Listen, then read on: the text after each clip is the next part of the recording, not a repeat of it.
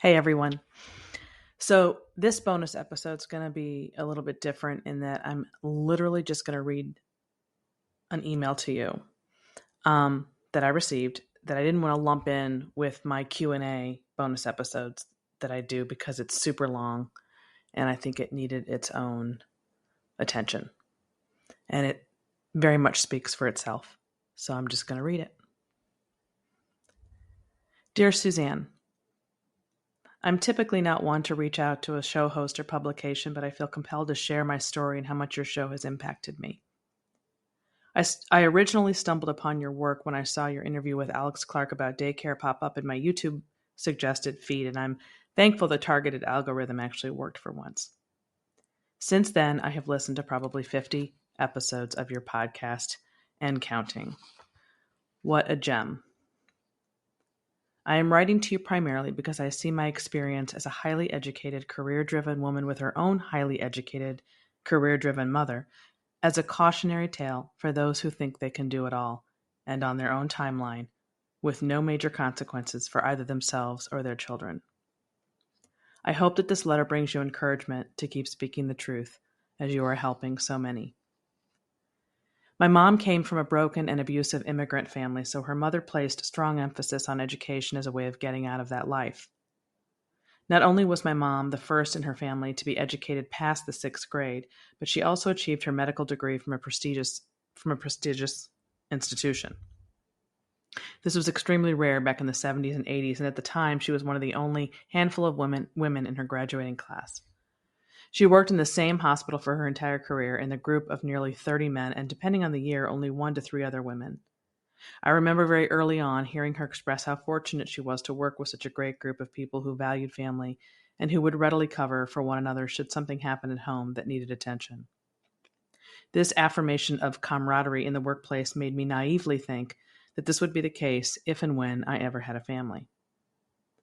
I especially didn't consider that working in a male-dominated group, who in my mom's case had mostly stay-at-home wives, would be vastly different than working in a female-dominated group. Both my parents worked full-time as busy physicians.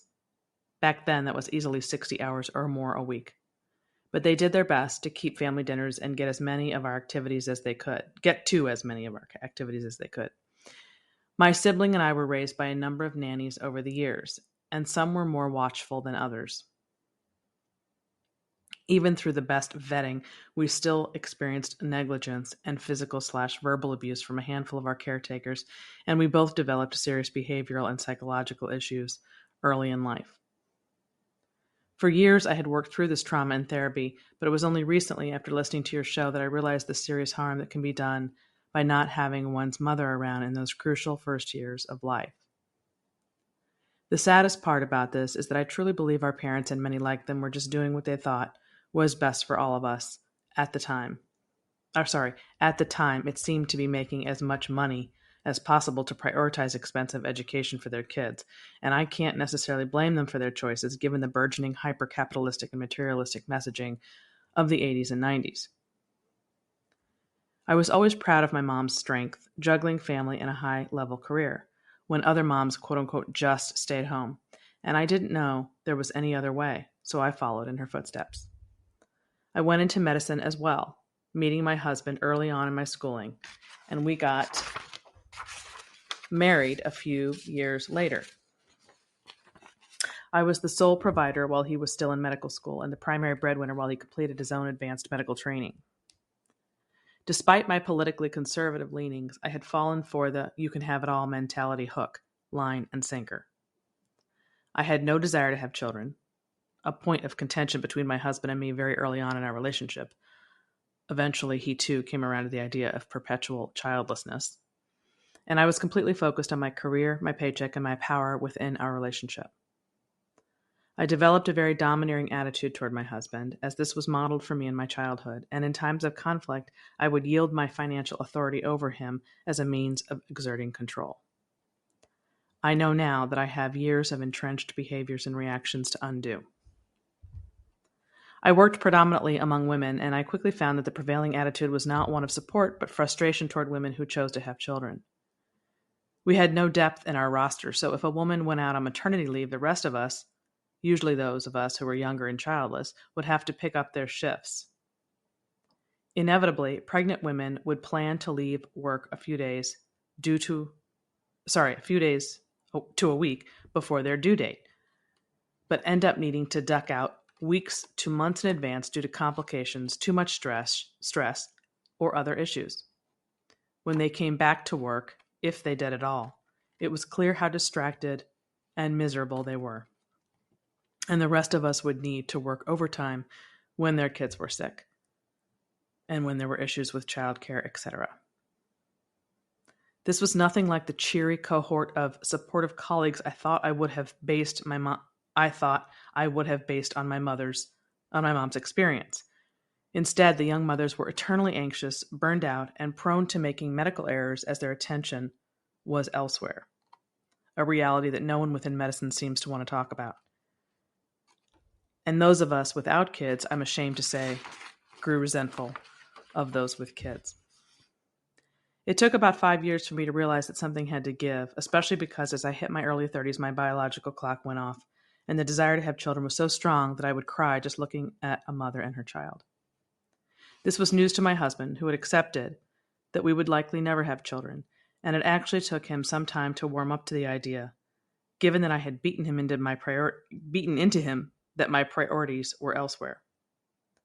I realized that I didn't want to be like my colleagues or my mom and not be physically present for my children. My own experiences showed me how harmful this could be. However, we had built our life around my salary and wouldn't have been able to functionally downsize while my husband was still in training without major sacrifice, so we decided to wait to start trying for a baby until he was in the last year of his training, placing us firmly in our mid-30s. The funny thing about feeling like you're in control and always having a plan is that you only realize just how little control you actually have when the rug gets ripped out from under you. Just when we were about to start trying to get pregnant, I developed a debilitating illness that put me out of work and on disability for almost 2 years now. The identity crisis I experienced, no longer being able to do my job, which is what I worked toward for 2 decades and around which I based my entire life's purpose, was nothing short of earth-shattering. My eyes became completely opened to how we have robbed young women of their most essential and arguably the most important identity in this life, that of life creator and nurturer, and have replaced it with being an indebted wage slave who is only as good as how much she can earn.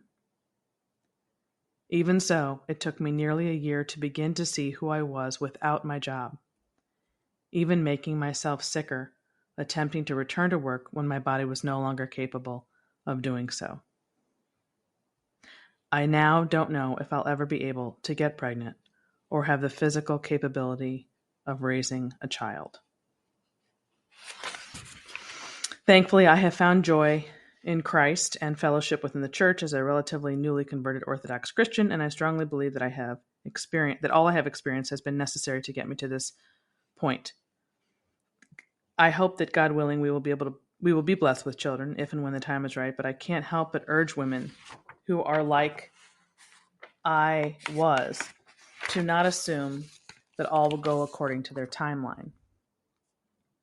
Our earthly mindset of willfully defying biology and the natural order of things is destroying us, our happiness, and our true potential. Your podcast is a beacon in this dark and confusing world, and I pray that more women and men will be drawn to your light and will find hope and inspiration in your words. Hearing so many like-minded people on your show and being able to easily share your message with others has buoyed my spirits in my own dark time. You are empowering women like me to break the cycle of materialism and to feel confident that we can trust our own feminine instincts to become the loving wives and mothers we were created to be. May God continue to bless your work and your family. If you feel any or all of this message would help someone, please feel free to share it. So that's what I did. I shared it. I didn't even mention her name. Doesn't really matter. Like I said, I didn't want to lump that in with the other letters that I sometimes read because it was so long and so chock full of important revelations. And I just wanted to share it with all of you. See you next time.